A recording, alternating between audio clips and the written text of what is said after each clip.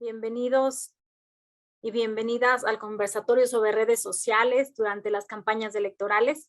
Mi nombre es Estefanía Terán, directora de incidencia de Grupo Faro, y tengo el gusto de acompañarlos como moderadora de este espacio. Nuestro objetivo hoy es poder discutir sobre el rol de las redes sociales y las implicaciones de su uso durante las campañas electorales en Ecuador. Por ello, vamos a iniciar con la presentación del estudio Redes sociales durante las campañas electorales, ¿cuán importantes son en el Ecuador? Por Camila Ulloa, especialista de Grupo FAR.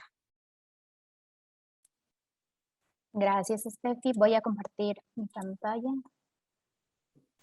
y solo asegurarme de que pueden ver mi pantalla. Súper. Bueno, buenas tardes con todos y todas. Para mí también es un placer estar aquí con ustedes presentándoles esta investigación sobre la importancia de las redes sociales en las campañas electorales en Ecuador. Esta es una investigación que se desarrolló gracias al apoyo del NDI y que Faro ya, el área de democracia de Grupo Faro viene trabajando en las elecciones del 2017 y también en las elecciones seccionales del 2019. Quiero agradecer especialmente a Eric Cuenca, quien fue parte del equipo de investigación de este informe y quien desarrolló la metodología para la estimación de gasto en redes sociales. Quiero iniciar primero con estos dos datos.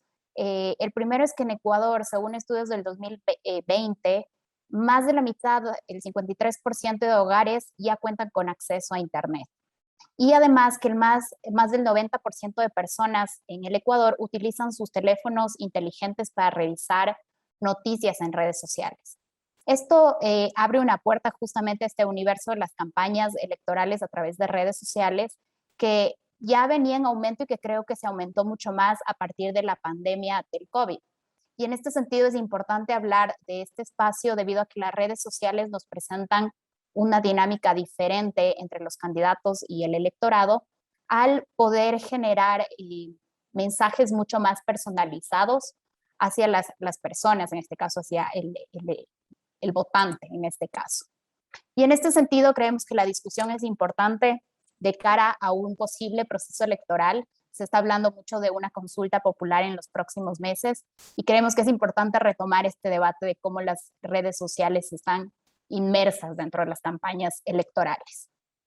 Aquí comentarles brevemente que en noviembre del 2020 el Consejo Nacional Electoral, en su reglamento sobre control y fiscalización del gasto electoral, incluye que las organizaciones políticas deben presentar el gasto en redes sociales. Es algo que ya está normado dentro de este reglamento.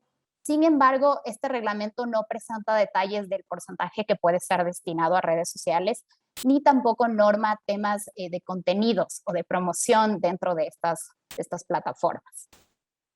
En este sentido, nosotros desarrollamos una investigación, perdón que no se me cambia. Ahí.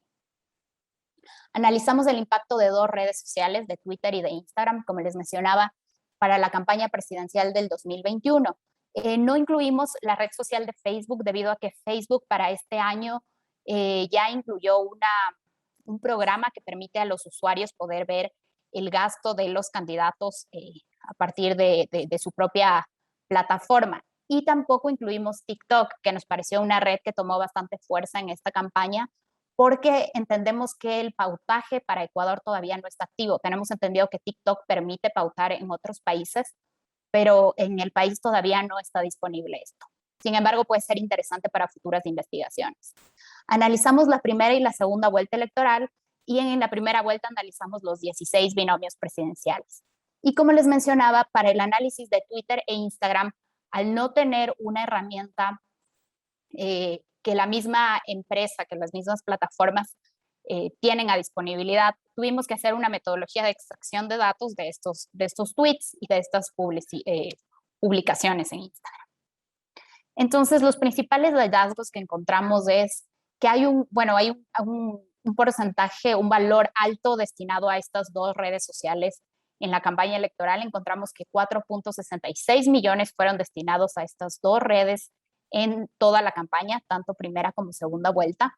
En la primera vuelta encontramos un valor de 2.07 millones y un poco más alto en la segunda vuelta con 2,59 millones, lo cual es interesante debido a que en la primera vuelta tenemos muchos más candidatos y un porcentaje incluso del límite de gasto electoral para la primera vuelta fue mayor. Sin embargo, en la segunda vuelta tenemos que hay un mayor gasto. Comparando un poco las redes sociales, en la primera vuelta el gasto estimado en pautaje en Twitter es de 1,5 millones más o menos, mientras que este porcentaje se duplica en Twitter en la segunda vuelta con 2,138,000. En Instagram este gasto es mucho menor, con $471,000 en la primera vuelta y $446,000 en la segunda vuelta. Ahora, al comparar ya y desagregar la información por organización política, encontramos que las 3 organizaciones políticas que más gasto tuvieron, tanto en Twitter como Instagram, fueron la Alianza UNES, la Alianza Creo PCC y la Izquierda Democrática.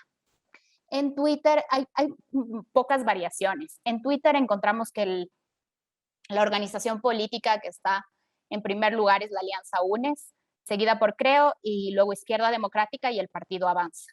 Mientras que en Instagram quien está liderando el ranking es la Alianza Creo PCC, seguida por la Izquierda Democrática, la Alianza UNES y Pachacutic. Hay otras organizaciones que, como ustedes pueden ver acá, no le destinan muchos recursos a estas 2 redes, como son Movimiento Construye, el partido también Unión Ecuatoriana o el Movimiento Amigo. Ahora, al analizar el gasto en estas redes en comparación con el límite del gasto electoral, encontramos que para la primera vuelta, las 2 organizaciones que más gastaron en estas 2 redes, que fueron Creo PCC y Alianza UNES, el gasto solo en Twitter equivalió a casi el 15% del límite de gasto electoral. Como ustedes pueden ver ahí, como les mencionaba, el límite de gasto electoral en la primera vuelta fue mayor al de la segunda vuelta y encontramos que tanto Creo como PCC destinaron un equivalente del 15%. En Instagram el porcentaje es un poco mayor, sin embargo, la Alianza Creo PCC sí le destina un porcentaje de casi 5% a esta red social. Este es un gráfico que les voy a mostrar a partir de nuestro visualizador, que es interactivo, para que también lo conozcan. Un segundo, les comparto la pantalla de acá. Solo para comentarles que desarrollamos un visualizador para que también ustedes puedan ingresar y ver los datos de manera más interactiva, porque como pueden ver hay un montón de cosas, entonces aquí cada uno puede ir viendo con más detalle. Y en este sentido hacemos la relación entre el gasto en Twitter y en Instagram con el número de votos obtenidos. Estas 2 variables que no necesariamente tienen una relación. ¿Y cómo lo vemos aquí? Porque la Alianza UNES, que fue la segunda organización que más gastó en estas 2 redes, es la que más votos tuvo. Mientras que Creo y la Alianza Creo PCC, que es la organización que más gastó, se encuentra mucho más abajo en el número de votos obtenidos. Y en este sentido, no por muy abajo está la Izquierda Democrática y acá se encuentra el Movimiento Pachacutic, que sí tienen un gasto mucho menor al de Creo y que sin embargo la diferencia de votos no es muy grande. Acá encontramos también al Partido Avanza, que como vemos tiene un gasto incluso mayor al de Movimiento Pachacutic y que no se tradujo necesariamente en número de votos. Incluso votos fue superado por el Movimiento Amigo, que casi tiene un gasto en redes de solo el $192,000. Perdón, $192,000, que es poquito comparado con estos otros. En este sentido, es importante discutir que, claro, el gasto no necesariamente se traduce en votos, el gasto no necesariamente se traduce en calidad del gasto, calidad de contenidos, y también hay un gran porcentaje todavía de hogares en Ecuador y de personas en Ecuador que no tienen acceso a Internet, por lo que, claro, no necesariamente se va a traducir en una campaña efectiva en este sentido. Voy a volver a mi presentación.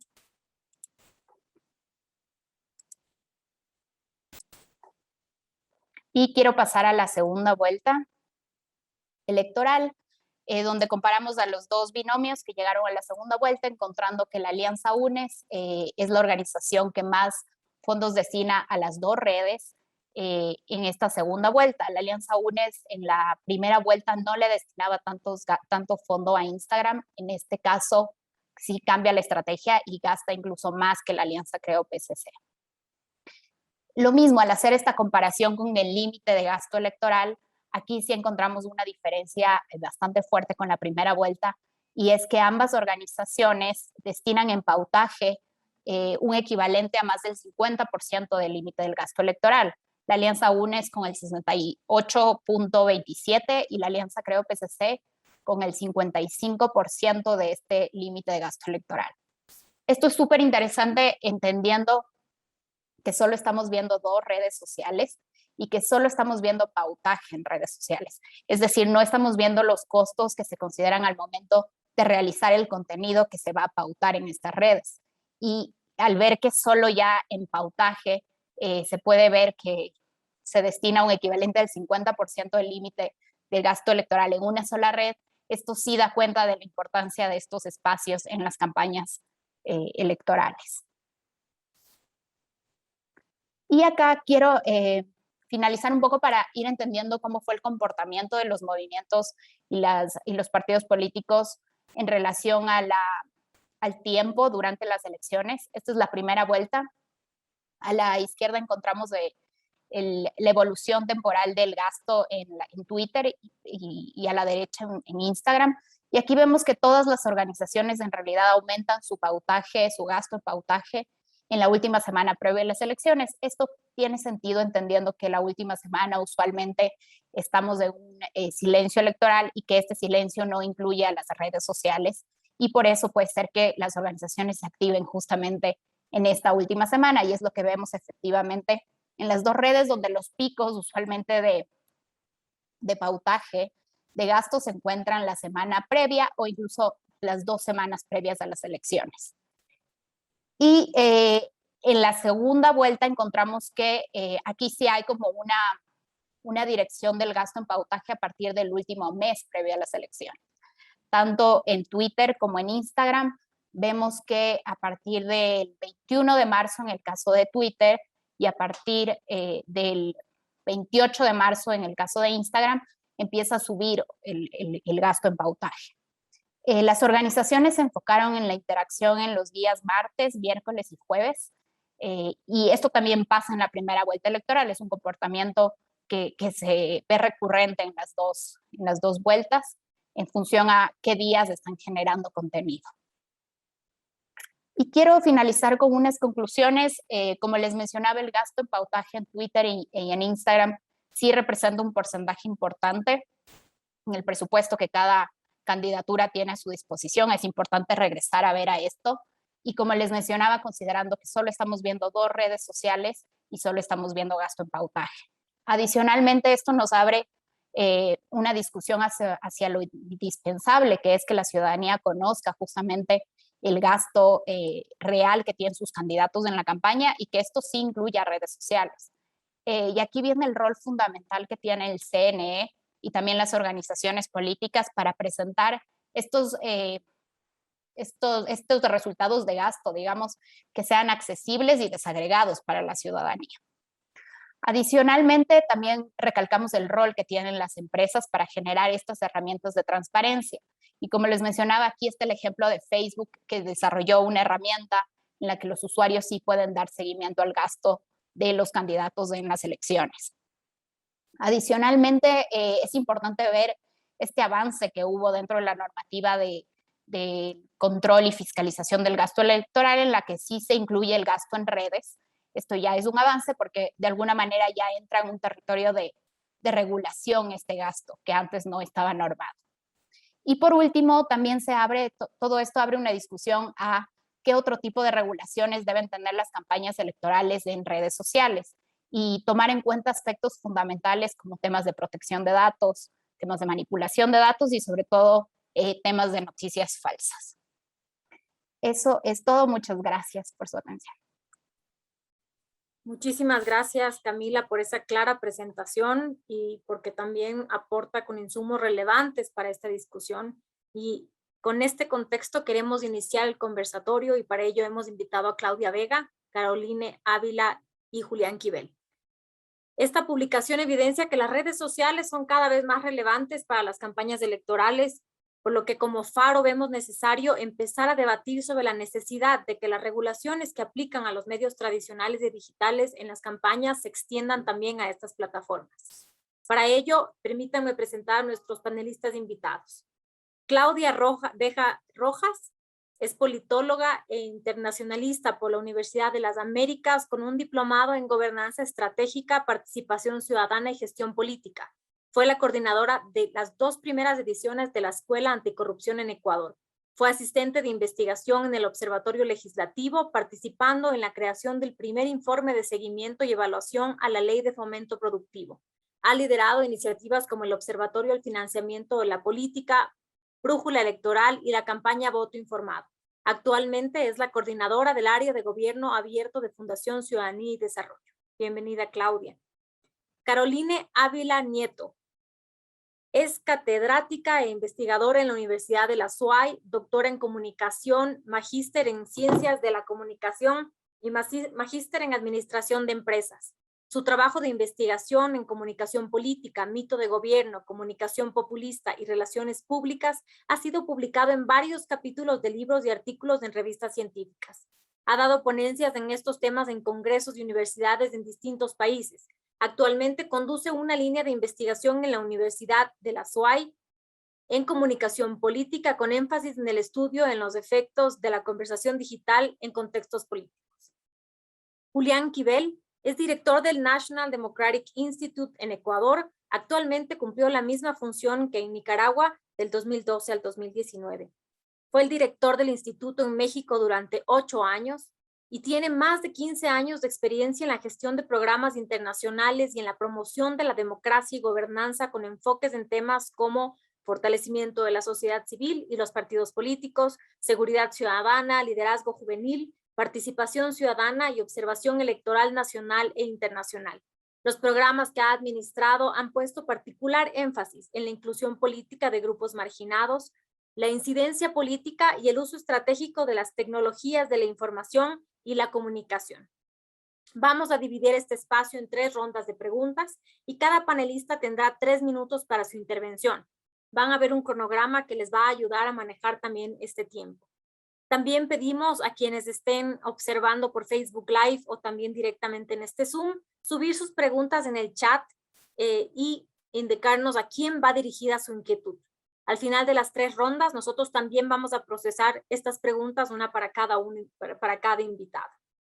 Para esta primera ronda, queremos escuchar sus comentarios y reacciones a la presentación de los resultados de este estudio.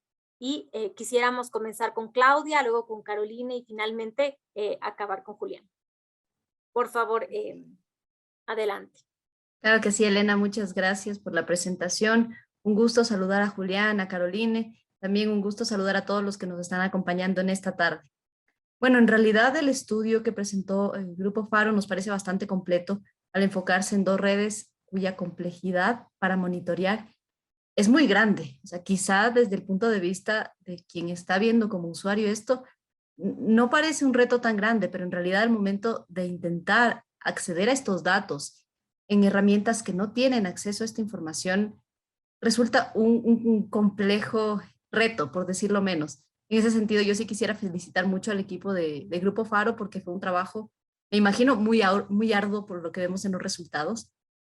Y bueno, nosotros desde Fundación Ciudadanía y Desarrollo hicimos un estudio específicamente sobre la red social de Facebook. Entonces, en ese sentido, nosotros tenemos resultados muy similares a los suyos, quizá no en cuanto a los montos, porque evidentemente cada plataforma tiene su propia lógica, cada organización política y cada candidatura destinó fondos específicos según su propia estrategia comunicacional, pero sí en cuanto a las conclusiones finales que estaba presentando Camila. Por ejemplo, nosotros nos dimos cuenta que justamente uno de los temas muy debatidos, incluso por parte de los usuarios en las redes sociales, era el irrespeto al silencio electoral por parte de los candidatos en las redes sociales durante el supuesto silencio electoral. Pero en realidad la defensa y excusa que era real de los candidatos es que esto no está normado, no estaban incumpliendo ninguna norma, ninguna ley, ningún reglamento. Entonces, en ese sentido, cae un poco quizá y cae también un poco en cuanto a nosotros como ciudadanos debemos exigir más. Este estudio es un primer buen ejercicio, junto con otros estudios que se han dado también de otras organizaciones, para que nosotros visibilicemos un tema que quizá lo hemos normalizado, o el ver ya anuncios en redes sociales quizá nos parece normal, fastidioso, lo pasamos, pero no nos damos cuenta que en realidad esto es algo muy grave y esto es una herramienta muy poderosa en manos de las organizaciones políticas si es que no tiene una regulación adecuada. Si es que el Consejo Nacional Electoral, en este caso, y en sentido general, todos los órganos de regulación no cumplen su trabajo, o todos los órganos de monitoreo no hacen un trabajo minucioso, el potencial de las redes sociales, como dice en el estudio justamente en su parte preambular, ya vimos el impacto que tuvo en las elecciones estadounidenses en la época de Trump. El que puedan acceder a datos y puedan direccionar mensajes, y además de direccionarlos, pautarlos, es decir, dar dinero para que estas redes sociales nos saturen de información y de cierta manera direccionen nuestro voto, es muy grave. Entonces, creo que la conclusión que más compartimos, más allá de los montos, repito, es la importancia de que se regule este tipo de espacios, porque sin duda alguna se ha convertido en una fuente principal de información, al menos en época electoral. Muchísimas gracias, Claudia. Ahora damos paso a Caroline. Gracias. Creo que coincidiendo, por supuesto, con las preocupaciones del Grupo Faro, hacer visible esta problemática es ya en sí mismo un gran acierto, por el cual felicito y agradezco la invitación a este espacio, con un saludo cariñoso a todos quienes nos acompañan. Me parece que el tratar de regular es un gran anhelo, pero es bastante complejo, ¿no? Y es una discusión inmensa en todos los espacios en los que se aborda esta problemática. Sin embargo, el desafío de hacer visible ya es, insisto, un gran paso. El poner montos, por ejemplo, es una discusión inmensa. A mí, en lo personal, como primera reacción, me ha sorprendido mucho decir lo que menciona Camila en sus primeras conclusiones, que el 60% del monto destinado a inversión en términos de gasto publicitario, gasto electoral, se fue en este pautaje. Es un atrevimiento en realidad en términos de cuánto se fue, porque nos hace visible el monto que estamos colocando en la conversación digital, en la inversión publicitaria en términos digitales, y ahí nomás nos debería poner las alertas claras. Consejo Nacional Electoral, por ejemplo, debería tomar nota de estos detalles que con seguridad no está considerando, porque como ustedes lo han dicho, en Facebook hay una posibilidad de hacer esto transparente, pero Twitter e Instagram no necesariamente, y es bastante complejo, y eso creo que es un gran punto a favor de este trabajo tan minucioso que tiene el Grupo Faro. Así que de entrada, para mí este es un hallazgo, una primera interesantísima reacción que creo que debería generar este estudio, ¿no? Poner claridad y transparencia sobre los montos con los cuales se están trabajando en este tema, ¿no? Y luego, por supuesto, una cosa es el pautaje en esta línea y otra cosa es en la línea en la que yo me meto mucho, que es el tema de la conversación digital, ¿no? Y es todos estos temas adicionales que giran alrededor de lo que estoy provocando desde una candidatura, ¿no es cierto? Porque uno es los temas que pongo en Twitter, en Instagram, y otra es la conversación que gira alrededor de estos temas, ¿no? Y si en esos temas estoy poniendo montos y estoy incidiendo además con todo este tema de orientación que Claudia claramente expuso, hay toda un peligro, una preocupación que vale la pena tener más cuidado, ¿no? Porque además hay fondos de por medio que requieren tener mayor observación. Si es que se tratara solo de fondos privados, tal vez, pero en el caso de nuestra condición electoral, esos fondos también son públicos. Entonces, requieren inclusive mayor observación. Así que de entrada, felicitaciones al grupo por este estudio, y la primera alerta con la cual me quedo es la cantidad de dinero que estamos colocando en este tipo de inversiones. Muchas gracias, Caroline. Y con esto doy paso también a Juliana. Muchas gracias, Estefanía, Camila y todo el equipo de Grupo Faro. Gracias por la invitación. Claudia y Caroline, un honor compartir el panel con ustedes. Claramente en nuestras semblanzas se nota que ustedes tienen hasta mucho más expertise en este área que un servidor. Pero, y perdón, y a la audiencia virtual un afectuoso saludo y buenas tardes con todas y todos. Y bueno, bajo los principios éticos de divulgación completa, aunque Estefanía ya lo mencionó, pues ya antes de comentar sobre este estudio hay que mencionar que el NDI fue una de las fuentes de financiamiento de este estudio y el estudio que mencionó Claudia del financiamiento de la campaña en estos comicios. Pero sí, desde luego coincido con Carolina y Claudia que es un estudio muy pertinente. Como ustedes mismos en Grupo Faro lo plantearon, la forma de hacer campañas electorales ha cambiado rápidamente en los últimos años con la expansión del uso de las redes sociales y esta tendencia se profundizó debido a la pandemia del COVID-19. Entonces, ya muy rápidamente para responder la pregunta, ¿cuán importantes son las redes en las campañas electorales en Ecuador? Muy importantes y de manera creciente. Yo creo que vamos a ver que este fenómeno solo va creciendo. Pero mis puntos así de reacción al análisis, al informe, pues yo creo que es un excelente ejemplo de cómo la sociedad civil, en este caso Grupo Faro, está adaptando a los cambios que acabamos de mencionar en el entorno electoral para monitorear aspectos de campaña, no solo obviamente el financiamiento, sino hay otros aspectos de la campaña como la violencia de género en la política y otros que las redes sociales impactan de manera importante, ¿no? Pone en relieve los datos disponibles y los vacíos, ¿no? Como ya mencionaron, este estudio tuvo que hacer ciertas extrapolaciones o asumir ciertos montos.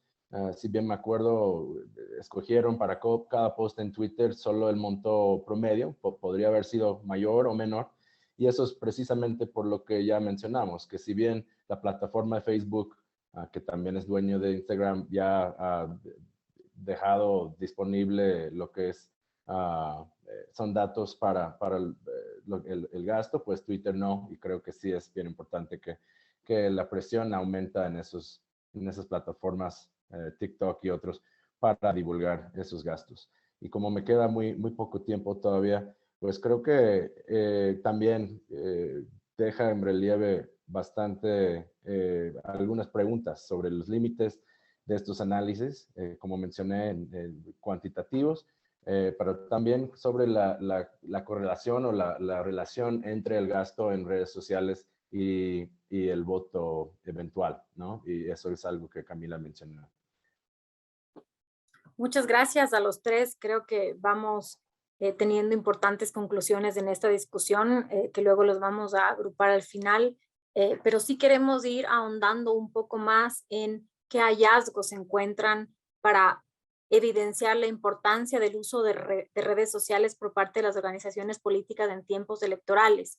Y quiero invitar para esto a Claudia para que nos comparta en las dos publicaciones que hizo FCD sobre el financiamiento de la política en Ecuador en las elecciones pasadas.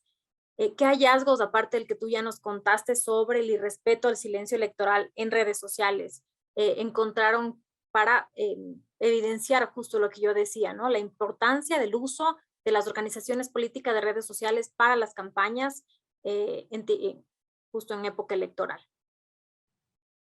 Por favor, Claudia, tienes 3 minutos también. Gracias. Bueno, es un poco corto, espero no hablar muy rápido o espero que no se me escape ningún punto, pero bueno, para comenzar hay que considerar que esta campaña se trasladó casi por completo a las redes sociales. Si bien existieron marchas, existieron grandes movilizaciones, el contexto de la pandemia obligó que las organizaciones políticas repensaran su estrategia. Y esto hizo que las redes sociales adquirieran una importancia nunca antes vista. No sé si quizá esto cambie en las elecciones que vienen ahora en 2023. cambiando la situación de pandemia o se mantenga, no lo sé, habrá que verlo. Pero esto hizo que estas elecciones tengan una particular, de nuevo, importancia en las redes sociales. Y en ese sentido, algunos de los hallazgos que nosotros hicimos fue que, por ejemplo, al momento de reportar las organizaciones políticas, existe un subregistro inmenso. Es decir, lo que ellos, dentro de sus cuentas, dicen al CNE que gastan en pautaje, específicamente en redes sociales, es mucho menor a lo que realmente se puede acceder a través al menos de la herramienta de transparencia de Facebook, por un lado. Por otro lado, en general, algo que nosotros siempre hemos denunciado es que las organizaciones políticas tienen niveles de transparencia muy bajos. La gran mayoría no cuentan con páginas web o tienen páginas web que no funcionan. Si las tienen, a veces no cuelgan los informes financieros que deberían tener, en donde se incluye, entre otras cosas, los rubros que gastan en redes sociales. Otro tercer hallazgo que nosotros tuvimos es que es muy difícil seguir el gasto, ya que existen muchas cuentas satélite. Entonces, en muchas ocasiones, los candidatos, probablemente desde su propia cuenta verificada, no publicaban información, pero sí cuentas vinculadas a ellos. Entonces, es muy difícil seguir o monitorear este gasto de dinero si es que en realidad no puede ser imputado directamente al candidato. Entonces, eso es algo muy particular de las redes y que hay que considerar. Además, nosotros nos dimos cuenta también que desde el origen, de nuevo, regreso a la reglamentación, si bien coincido con lo que dice Caroline, es muy complicado reglamentar esto y regular, sí es importante que al menos existan estándares mínimos adecuados.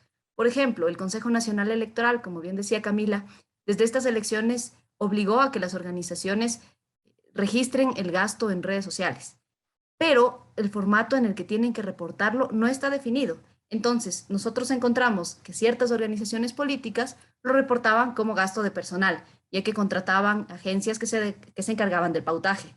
Habían otras que lo reportaban dentro de la propaganda electoral.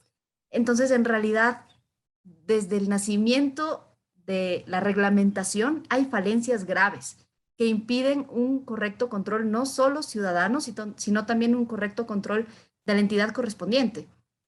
Y por último, no quiero dejar pasar, existió la voluntad de hacer un reglamento justo al pautaje en redes sociales, pero no salió adelante porque, de nuevo, hago referencia a lo que dice Caroline y no me quiero pasar mucho de tiempo, pero existe un límite muy delgado entre la libertad de expresión, entre qué se regula y qué no se regula, pero nosotros al menos debemos enfocarnos en el tema de pautaje en redes sociales que ya va mucho más libertad de expresión.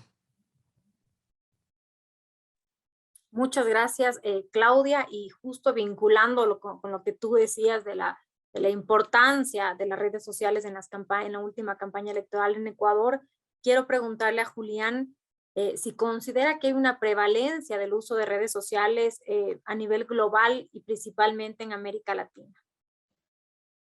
Definitivamente, yo creo que este fenómeno no se limita ni a Ecuador ni a América Latina y el Caribe, sino es un fenómeno global, ¿no? Y uno que se detonó en algunos países, empezando en Estados Unidos tal vez, con las campañas por ahí del 2008, Barack Obama, me acuerdo de Howard Dean, un precandidato demócrata que estaba usando las redes con cierta efectividad antes de los demás candidatos.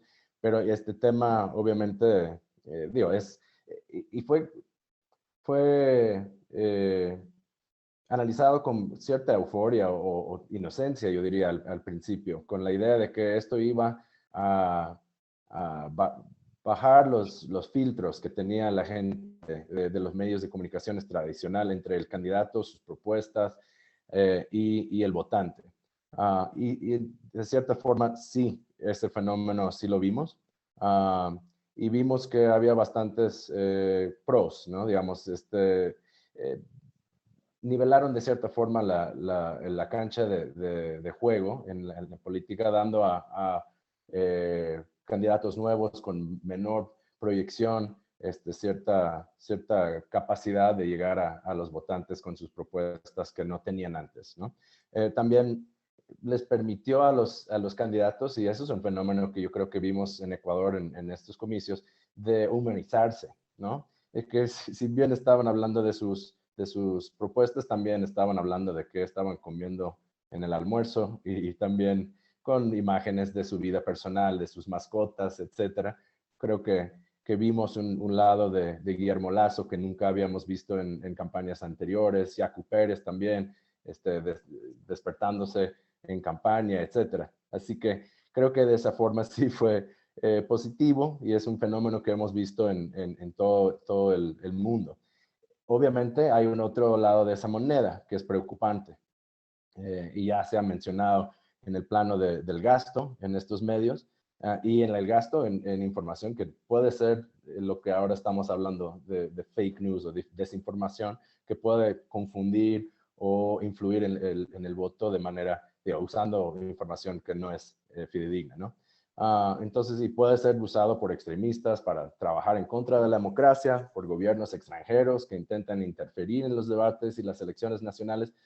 Y pues sí, hemos visto intentos en los últimos años en manipular la opinión pública en las elecciones de los votantes y es bastante preocupante. Entonces ya, ha cambiado un poco la visión de cuáles son los pros y contras de esto y hay que, como se ha mencionado en los otros panelistas, pues sí, hay que poner la lupa sobre este tema, tanto desde la sociedad civil en su monitoreo como de las autoridades competentes de cierta forma, juzgar si están dentro de lo que es las reglas del juego y lo justo dentro de una competencia electoral. Muchísimas gracias, Julián. Y tú mencionas tanto los pros como los contras del uso de redes sociales, entre los pros del tema de democratizar y de humanizar un poco a los candidatos, y por otro lado el tema de noticias falsas y también la manipulación de la opinión pública, también a través de los mismos medios. Y ahí quiero preguntar a Caroline, de acuerdo a los hallazgos de esta investigación y también tu experiencia, ¿cómo crees que influyen las redes sociales en el comportamiento de los electores? ¿Y qué consideraciones deberían tener los candidatos al momento de utilizar estos medios? Uno de los elementos que hemos estudiado en algunos de nuestros proyectos de investigación en la Universidad de la SUAY, por ejemplo, está el famoso uso de los memes, ¿no? Y entre estas líneas, por ejemplo, nos ha pasado que sobre todo en aquellos candidatos nuevos, cuando se han utilizado estratégicamente los memes, sobre todo desde la oposición, esos memes sirven en la desacreditación, la descalificación, muchas veces de manera muy eficiente además, ¿no? Otra forma de trabajar en el tema del contenido está también en el discurso de odio, ¿no? La burla y la descalificación.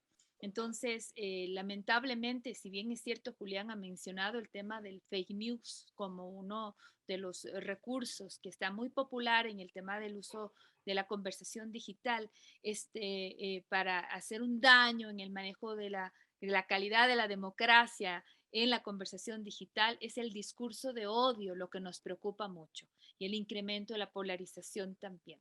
Y eso está bastante medido, diremos así, en cuanto a los peligros que tenemos en el uso de lo digital, en la conversación digital. Es el odio, el discurso de odio, lo que está en este momento causando daño en este momento en el recurso digital. Y es precisamente por eso, ¿no? Porque el medio digital permite el anonimato hasta cierto punto, ¿no? Es ese recurso de lanzo la piedra y escondo la mano y me escondo en esta posibilidad del anonimato y es lamentable, ¿no? Por decirlo menos.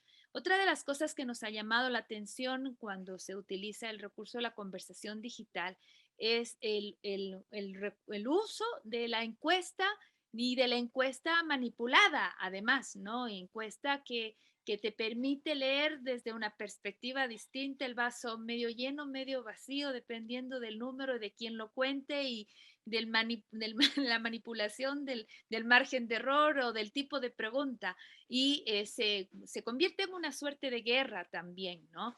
Entonces terminamos ensuciando este tipo de conversaciones y moviendo la campaña a una suerte de giro estratégico muy hacia la línea de los estrategas comunicacionales y no hacia la línea de los temas de propuestas, ¿no? Este es lamentablemente es un giro hacia lo estratégico y no hacia lo temático que viene de mucho tiempo atrás, pero que en la conversación digital y en las redes sociales han ayudado y han impulsado mucho más, ¿no? Entonces, te he mencionado algunos de los peligros y de los problemas que hemos ido analizando que se dan lamentablemente a partir de esta fuerza con la que ha incursionado lo digital y que por supuesto la pandemia pues ha impulsado todavía un poco más, sin querer desmerecer también los méritos que se dan, que ya Julián ha ido manifestando pues muy bien, pero claro, no todo es bueno, en la viña del Señor hay de todo.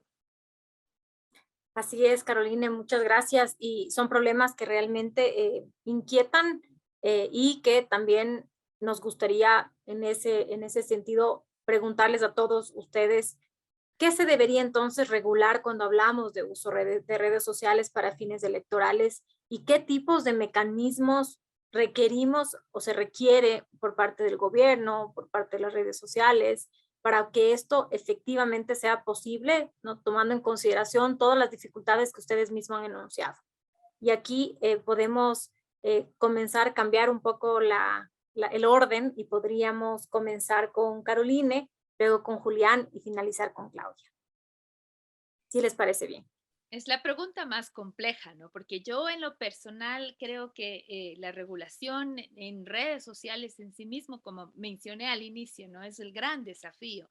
Me inclino siempre por el tema de fondos, ¿no? Los fondos es lo primero que hay que trabajar y creo que partir por hacerlos honestos, por volverlos transparentes, por aclarar y obligar a exponer el valor con el cual se trabaja ya es bastante, ¿no?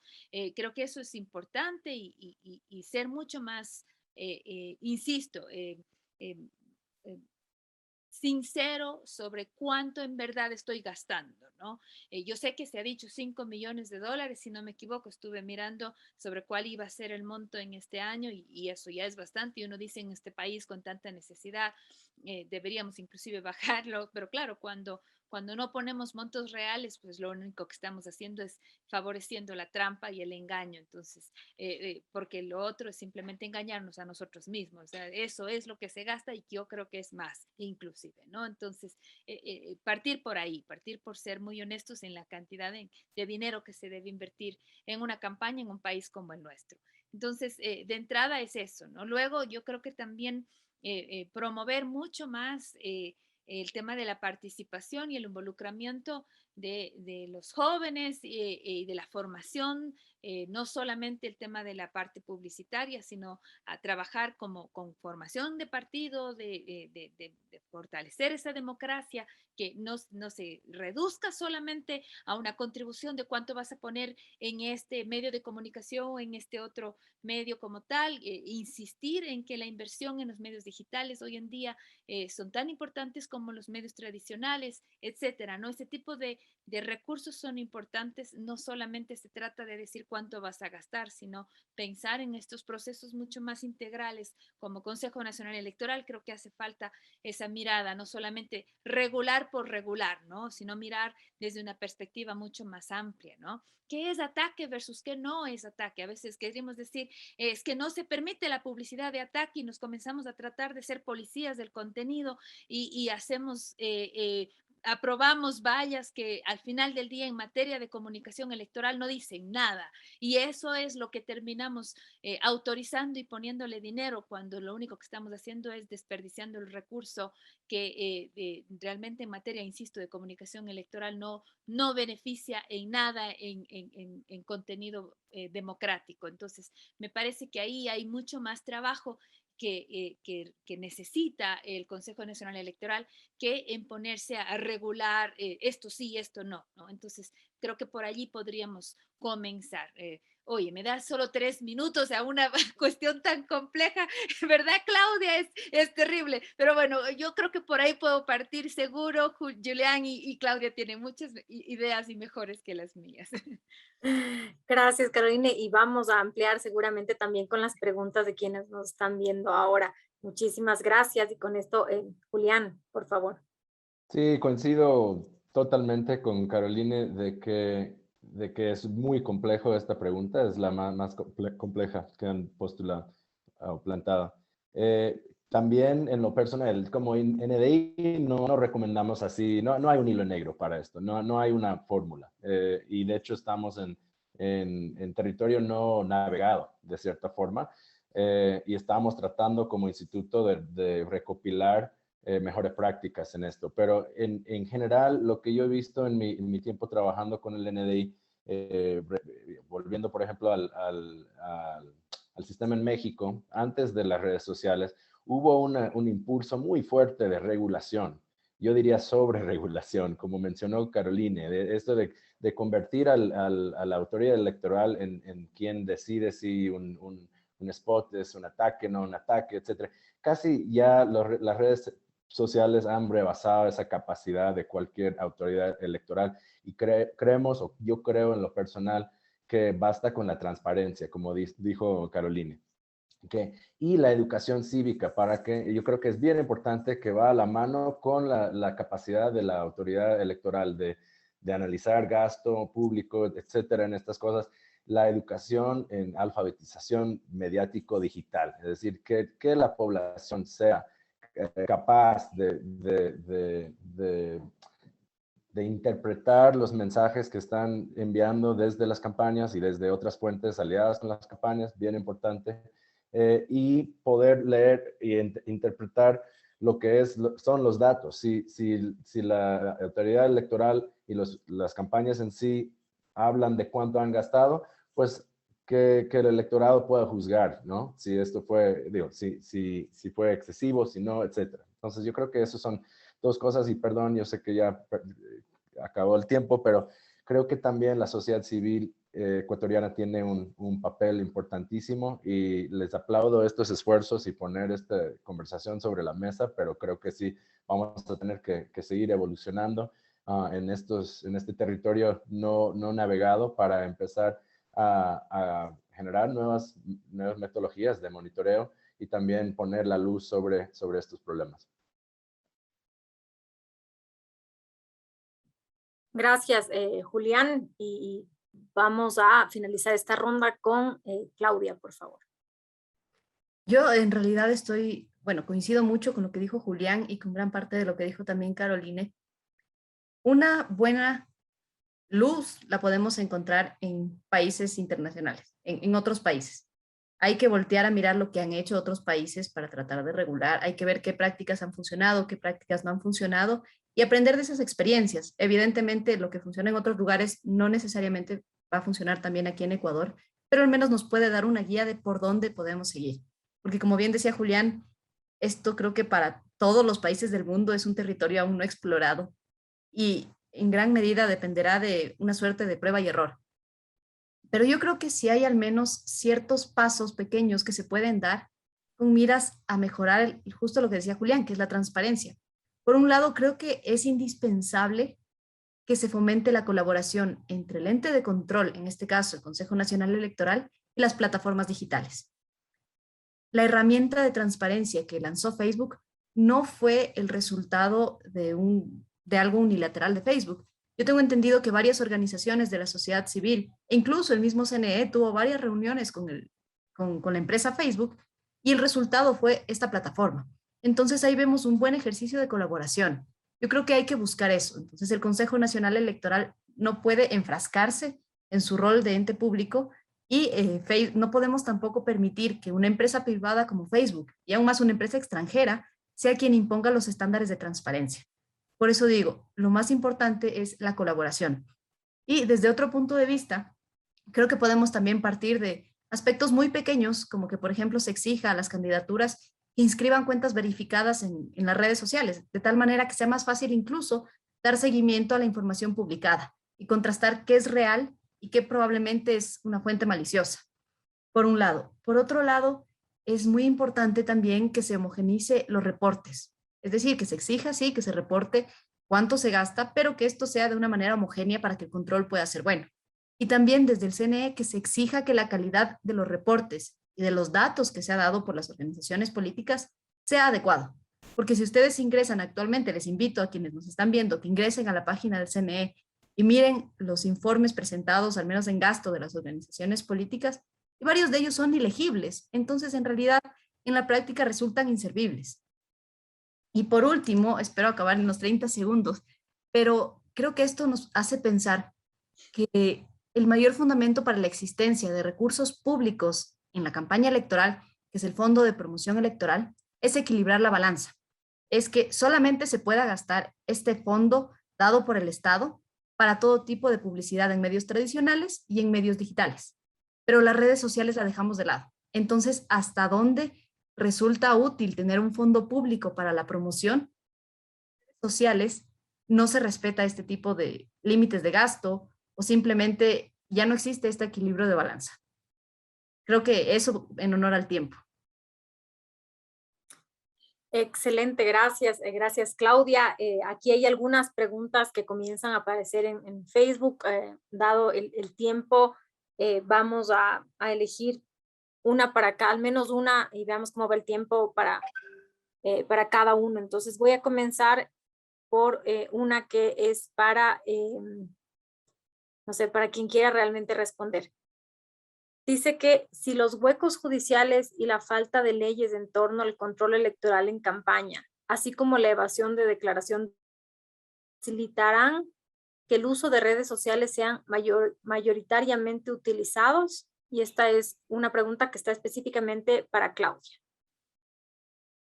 Perdóname. No sé si repetir, por quieres favor. que te la repita. Sí, por favor. Dice, si los huecos judiciales y la falta de leyes en torno al control electoral en campaña, así como la evasión de declaración del gasto, facilitarán que el uso de redes sociales sean mayoritariamente utilizados. O sea, si tal vez esto permite, ¿no?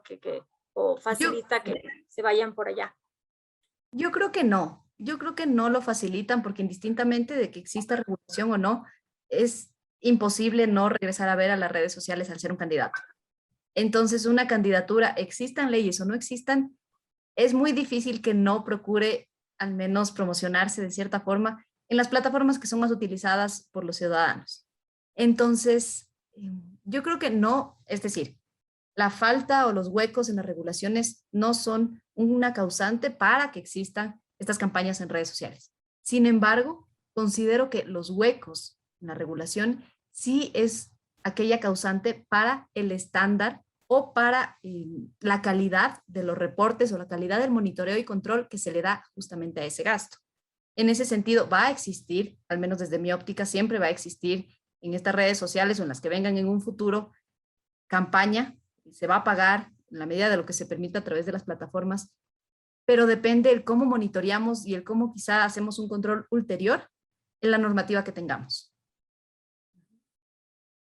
Si me permite agregar algo ahí, yo creo que esos huecos que bien se han identificado desde el informe de Grupo Faro y también de FCD, son, digo, motivo para mí en mi mente muy práctica de pensar en pasos adelante, de cómo podemos ayudar al mismo CNE en lo que es el fortalecimiento del andamiaje regulatorio en este sentido. Yo creo que hay una oportunidad, una ventana de oportunidad bastante pequeña, de hecho, porque hay elecciones que empiezan, digo, el ciclo electoral no para, no hay mucho tiempo de descanso, pero hay un momento ahorita donde se podría ir profundizando con los consejos y las recomendaciones muy expertas de sus dos organizaciones, y estoy seguro que hay instituciones académicas y académicas que también podrían aportar mucho a eso. Y yo creo que yo lo tomo como un reto, como el NDI, como posible interlocutor con el CNE, de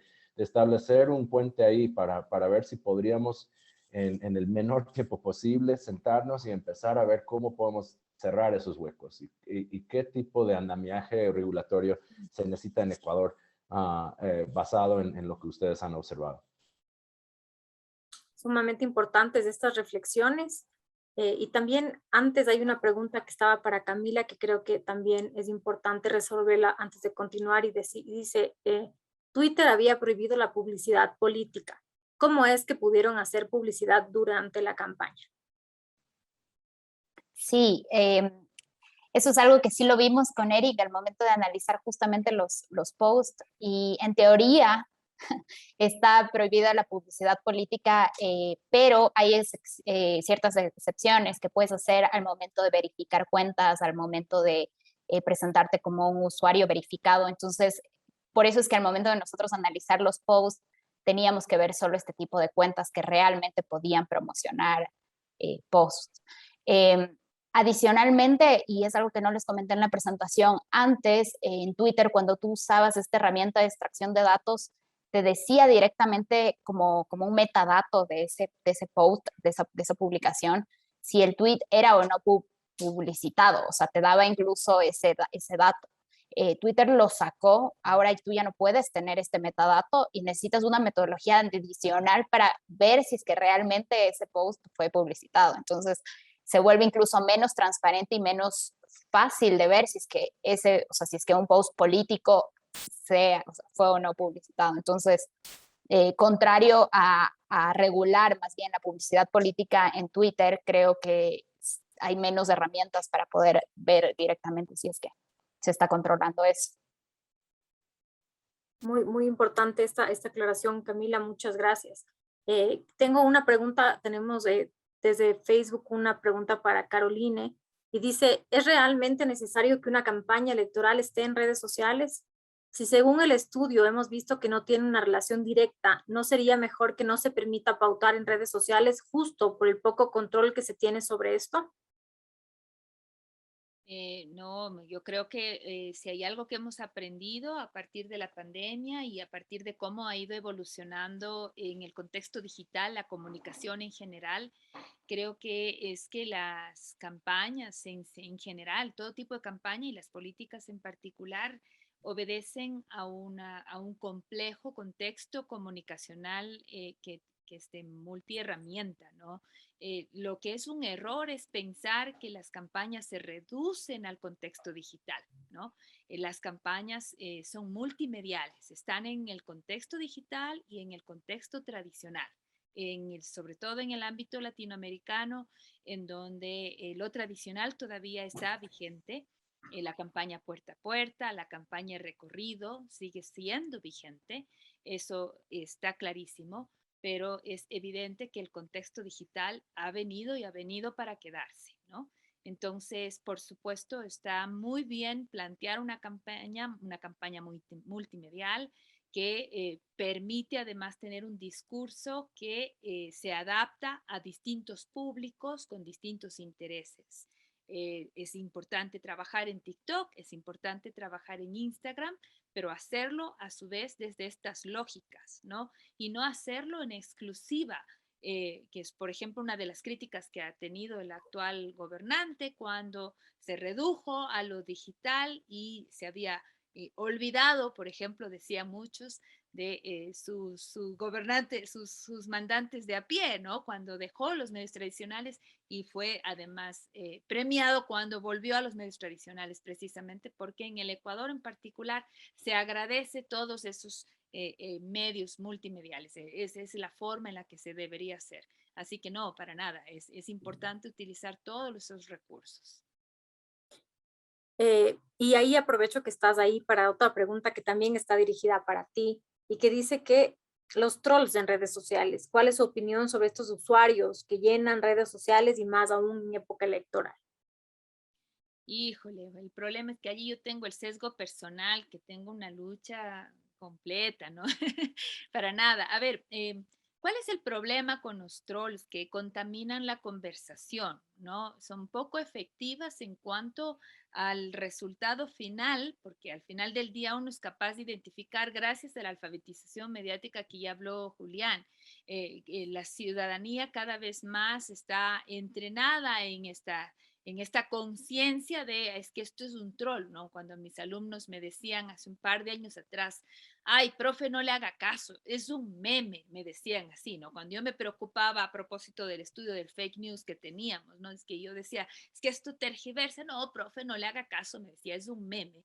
De la misma forma, hoy en día es la gente muy capaz de identificar, esto es un troll, a propósito de esta conversación tergiversada tanto en Twitter como en Facebook.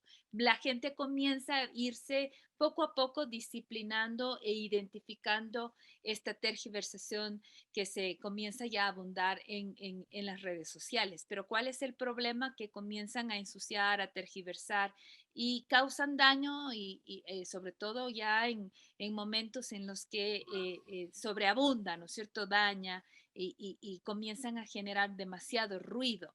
El desafío de esto es que hay que ir controlando y hay que ir monitorizando ese tipo de conversaciones que terminan siendo, insisto, parte de esta contaminación.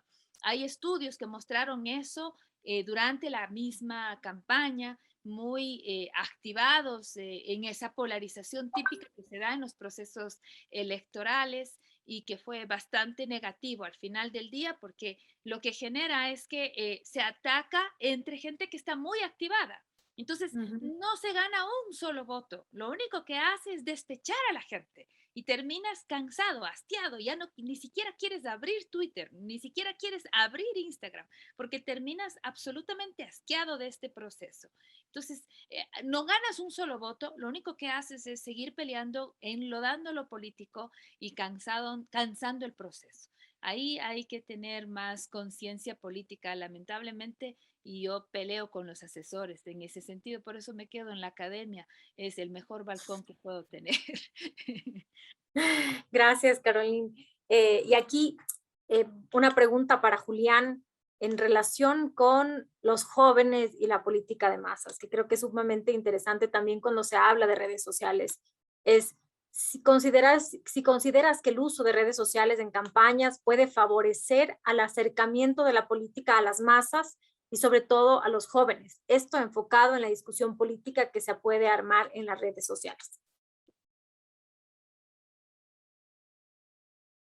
Perdón, por lo menos una vez cada vez que estoy en Zoom me quedo hablando solito.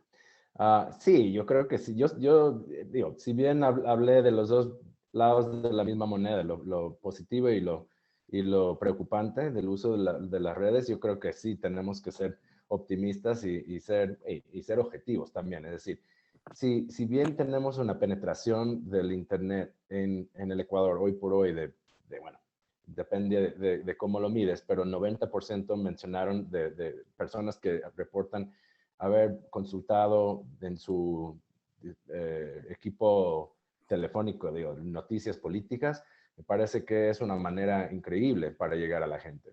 Yo creo que tenemos, y sobre todo supongo que el peso de esa población que está activamente buscando noticias en medios digitales es joven, ¿no?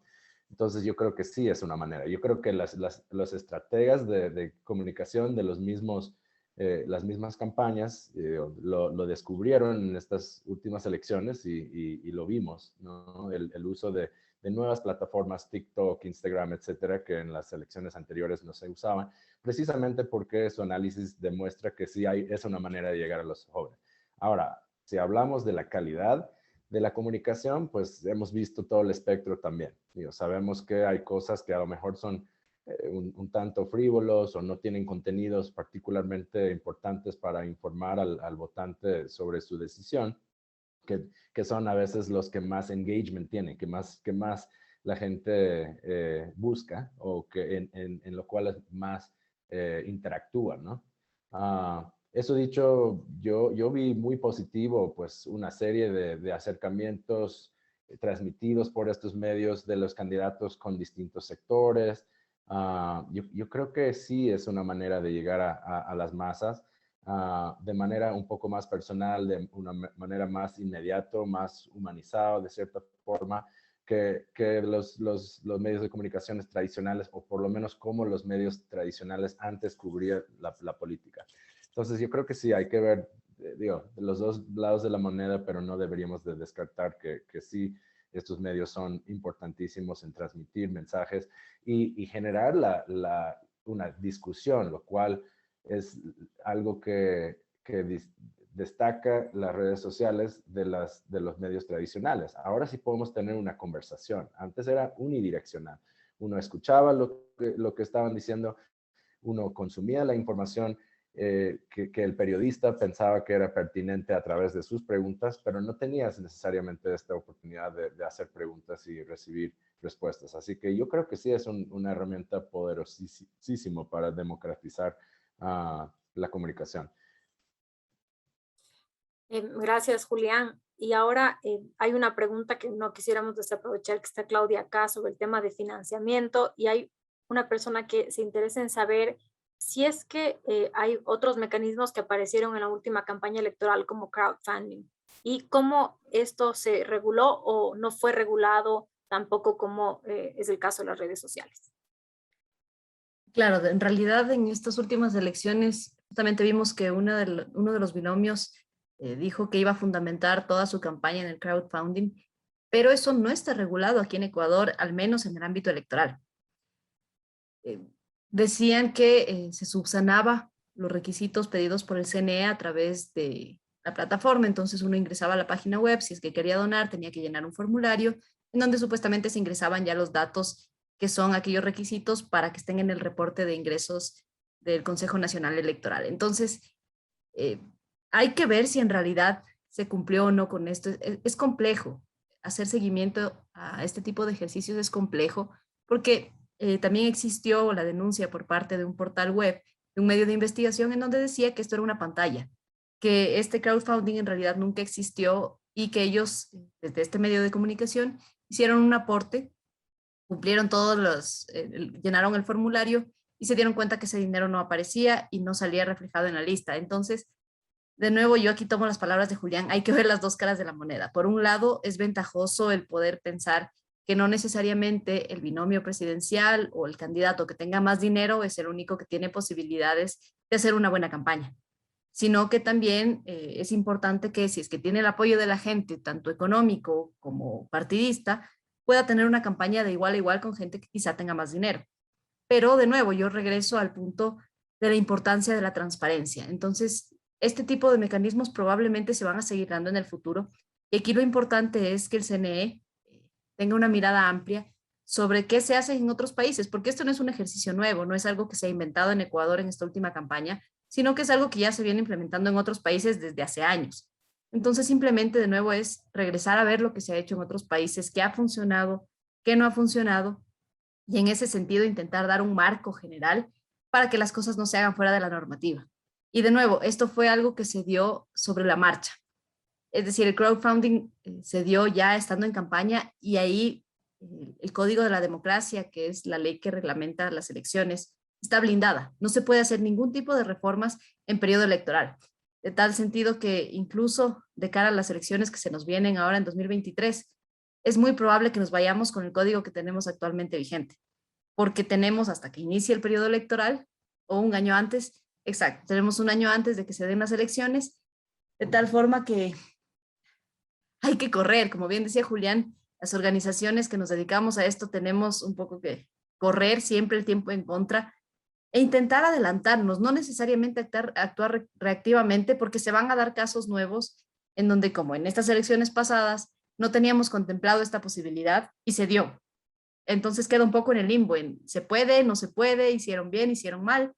Y de nuevo, yo no quiero ser crítica con el CNE, bien dice Julián que tienen cosas buenas y que hay que aportar, pero si es que partimos de una reglamentación escueta y de una reglamentación que no brinda ciertos estándares, es imposible que después se den sanciones o se dé un control real. Gracias a todos, realmente ha sido una conversación muy rica y sus reflexiones ayudan definitivamente a profundizar en esta temática.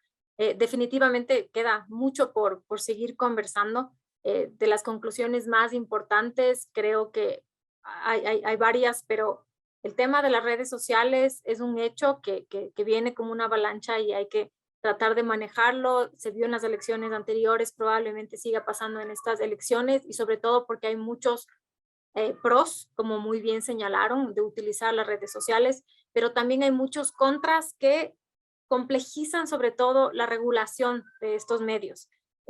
Sin embargo, sí se necesita con urgencia poder reglamentar mínimamente y sobre todo todos coinciden en la necesidad de fortalecer el tema de la transparencia. Hay varios problemas en relación con la transparencia, pero este sí es un acuerdo que mínimamente deberíamos asegurar que las organizaciones políticas sean transparentes en relación con el gasto electoral, las capacidades del órgano rector para poder hacer cumplir las normas en relación con transparencia y sobre todo también cómo las redes sociales, que son quienes también ayudan a que haya este nuevo tipo de campañas, ayudan y a que efectivamente se pueda transparentar el gasto que se utiliza y los gastos que se utilizan en sus redes. Acá se habló de varios problemas en relación con la regulación y la complejidad de la regulación de las redes sociales y también varios problemas colaterales como el tema de las noticias falsas, como también hay que ayudar a